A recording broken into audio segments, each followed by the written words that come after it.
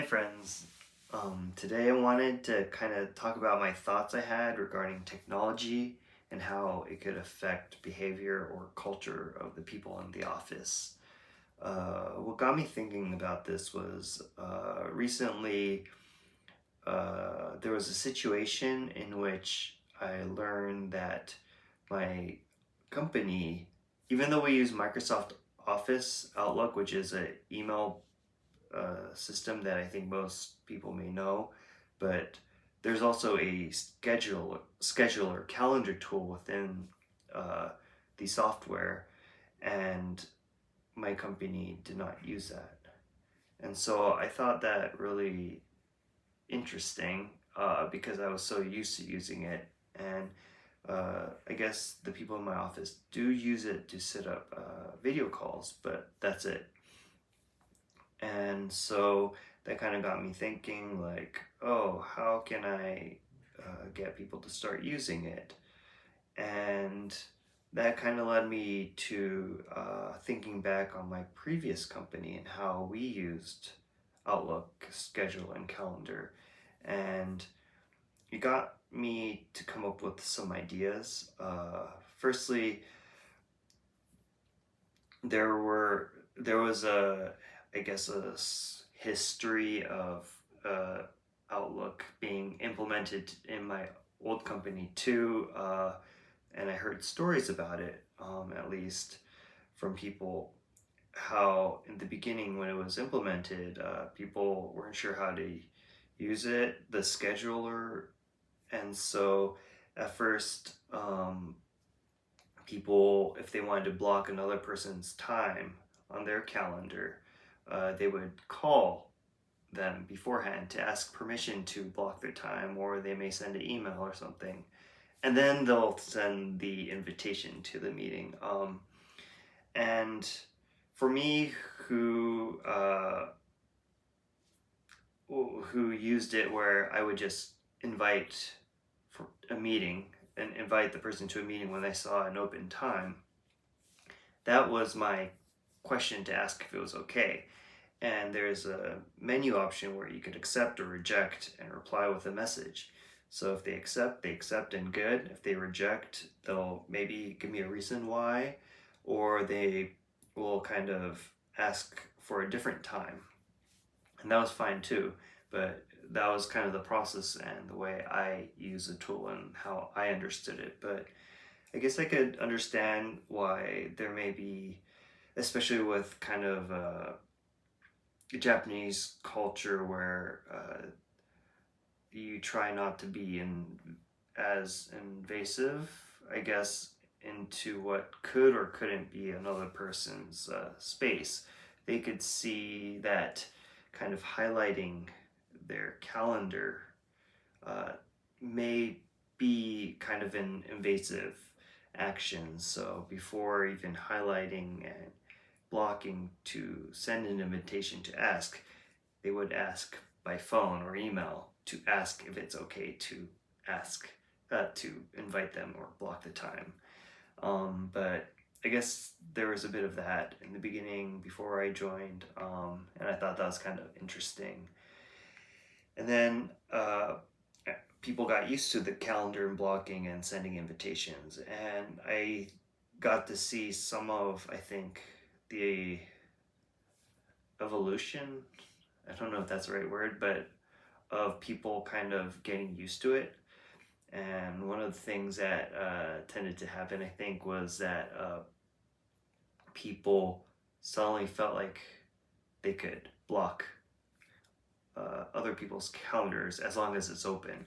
And those people holding a lot of responsibility or had a lot of stuff going on, everyone would just block their whole schedule, and it must have been very overwhelming for them. But it was kind of funny to see that, and I think that tendency kind of led to a new meta, I don't know, where people began blocking their own time so that other people couldn't block their time anymore. I know I definitely did that, but as soon it kind of began to be difficult to find open times anymore, which maybe it was a good thing, I don't know. because there's another tendency too, I think, where people kind of began to find everything and reason any reason to kind of schedule a meeting, and I think just kind of knowing that you could schedule a meeting kind of may have unconsciously affected people into scheduling whenever possible. I know I definitely did that, um, especially during COVID, uh, which is still going on. So but in my previous company during COVID, uh, it gave me an excuse to see the other person's face too. So I know I may have set up meetings where it could have just been a quick phone call or message, but it's okay. And I keep forgetting to move, I guess, so the light turns off. Um, what was I saying? Yeah, another thing that I found interesting about the people's behaviors on how they used it was that I think the default setting for the Outlook scheduler is 30-minute intervals throughout the day. You could kind of actually customize it to like 1 hour intervals or 15 or even 5 minute. Then it just kind of becomes too big. But I think the 30-minute interval kind of got people thinking about setting up meetings in 30-minute intervals. So even meetings that could have been 15 minutes, because the default's 30, they would just set it for 30 or 30 to 45 minute meetings. They would just set it as an hour just in case kind of thing. And so everything kind of ran in 30 minutes to an hour interval in people's minds, I felt like. And uh, I don't know. I think near the end, before I left, people kind of realized and were trying to adjust that too. But it was interesting to see that. And I sometimes like, I tried changing my calendar to 15 minutes schedule near the end, I remember, but I got so used to the 30-minute hour that I always ended up doing that too. So I don't know. I think it depends on the culture and what the expectations or the goals and missions of the group, department, or offices. Uh, but I kind of think about implement how I would want to kind of kick it off within my office space right now, because right now we're in the situation where no one uses a scheduler. So if I want to try to get the people in my group to start using it, I think that'd be great. But I have a feeling that uh, there could be a similar pattern on how it evolves, the way people use it.